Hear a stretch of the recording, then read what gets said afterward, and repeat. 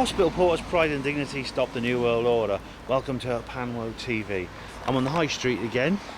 Now what you find about the High Street, it has lots of alleyways. This one's called Church Lane, and there's some more. There's like little pedestrian alleys leading off from this side.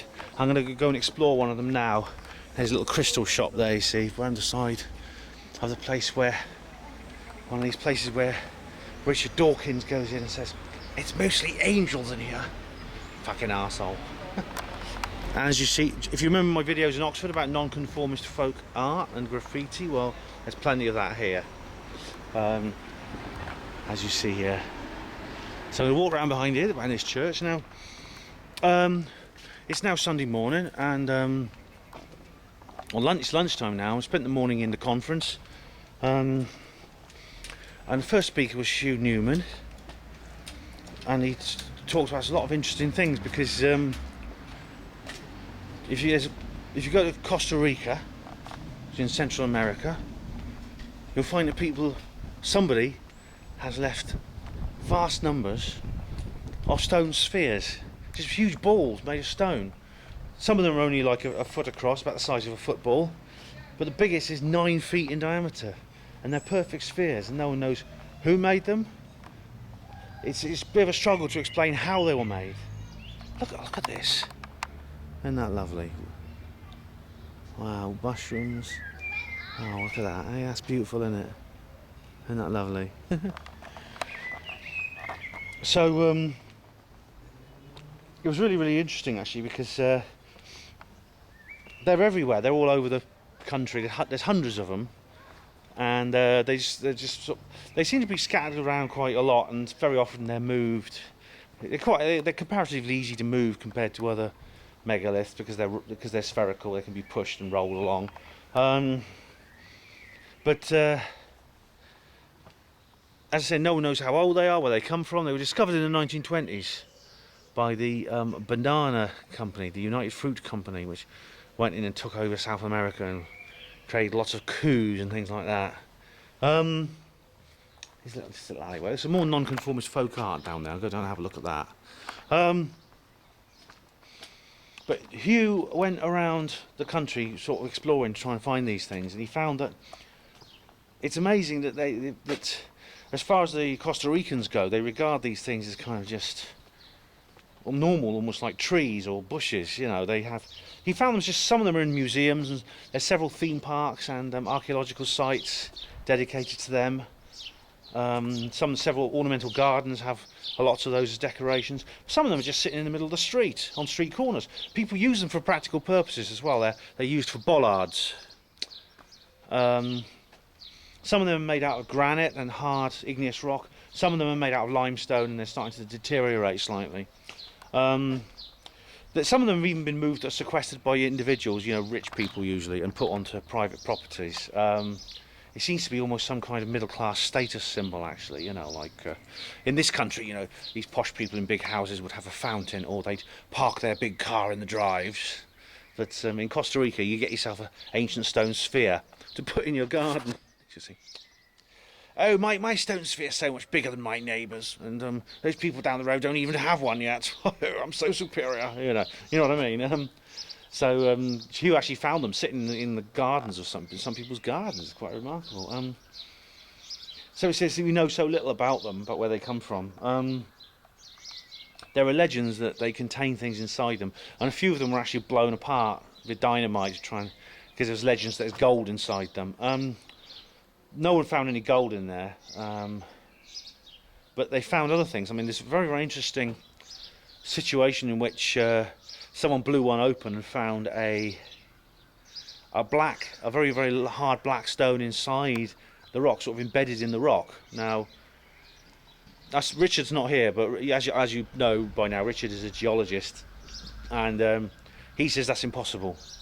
He says it can sometimes happen with sedimentary rock, that a hard piece of garnet or something gets trapped in the rock while it's forming, and you can sometimes, you know, that can sometimes happen. But with something like granite, that's not possible, because granite forms out of lava, which is molten. So that's very interesting. Now, there's legends that somehow, I mean, there's one theory goes that this rock was cast. It was like It's odd because I mean the idea of casting rock is quite unusual. I mean we all know that we cast metal. I mean every forge and steelworks in the country casts metal. You melt it down, you pour into a mould, into the shape you want it, and then you let it cool. But I don't think it's. Richard said it's not possible to do that with stone. It's interesting, but I mean this goes back to something that you know Gary Bilcliffe was talking about. The idea that metal is somehow liquefied or softened. They have some way of liquefying or softening metal to work it in a way you would work. Liquefying and softening rock to work it in a way you would work metal in our cultures. It could be. This goes back to the idea that the ancient cultures had some kind of knowledge that we don't have anymore, or has been kept from us and sequestered, and coveted by the Illuminati, or something like that. You know, secreted by the Illuminati. It's hard to know. I mean, but it's really interesting because he's found them in other countries as well. There's a few in Bosnia, which of course is where the big pyramid is. New Zealand, China, and there's metal spheres too in some parts of South America. They found metal spheres, very, very interesting. Now the speaker after him was Glenn Broughton, who was talked about ancient mysteries for the modern times, and he talks about an awful lot of things that I'm familiar with in terms of like the spiritual nature of these things. You know, the fact that everything is energy and it's all manifest into physical form. He talked about irrational, sacred geometry and irrational numbers like phi and pi and the square roots of 2 and 5 and things like that. He talks about water, and he delved into areas like Monsanto and the agriculture, and how. So what I've always said is that you don't need industrialised agriculture to produce huge farm yields. You can use natural methods such as terra preta and ormus. And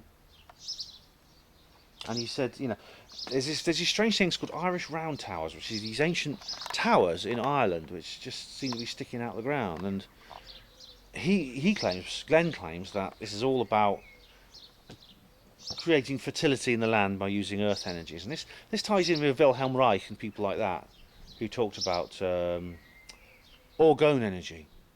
So that was very interesting too. This is interesting too, I'll show you. I've come down this little alleyway from the church. That's High Street's on the far side of that church. And here's another piece of non-conformist folk art. It's kind of ladybird with huge coloured bird wings. Looks like a red Indian totem pole almost. Right. I think that's very good. The Crumble Empire. 108010. I think that's beautiful. Now, the last speaker was Ewan Mackey, and I think if you listen to her Panmo Radio, you'll know that I interviewed Duncan Loonan a few weeks ago, and I think he mentioned Ewan Mackey because Ewan Mackey worked alongside Alexander Thom, who basically revolutionised the study of ancient monuments and these ancient megaliths, the things that, like Maria Wheatley was talking about yesterday. He discovered the megalithic yard. He worked out that these people all used a set unit of measurements that fits into all the sites. And it was hard to follow actually, because he did it. It was really merely more speech maybe aimed at other archaeologists rather than sort of the layman.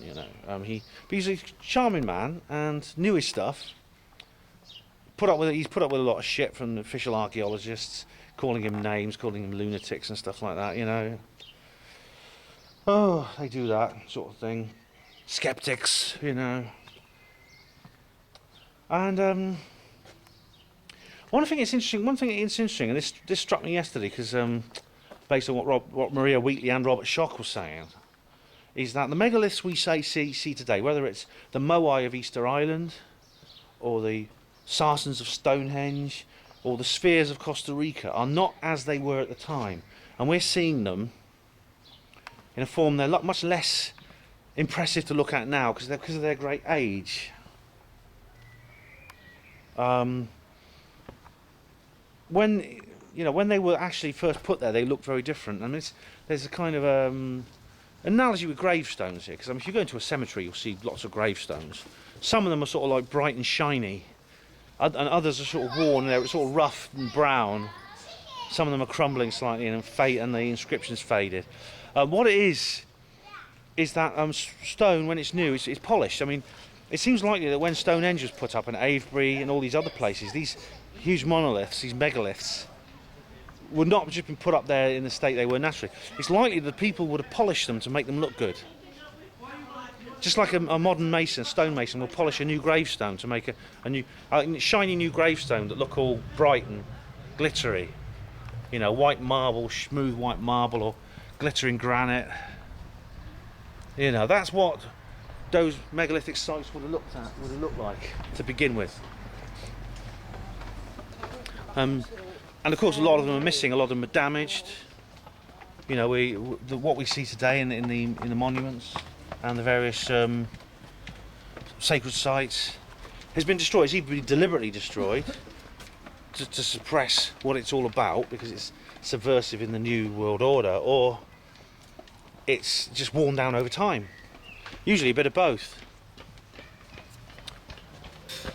It's quite a busy thoroughfare, this little alleyway. And our little sojourn has brought us back to the High Street. Lovely flowery sign greets us as we enter the High Street. Well, I'm going to go and get myself something to eat, because this afternoon we got more coming. We got Andrew Collins, a couple of other people. Hospital Porters, Pride and Dignity, Stop the New World Order.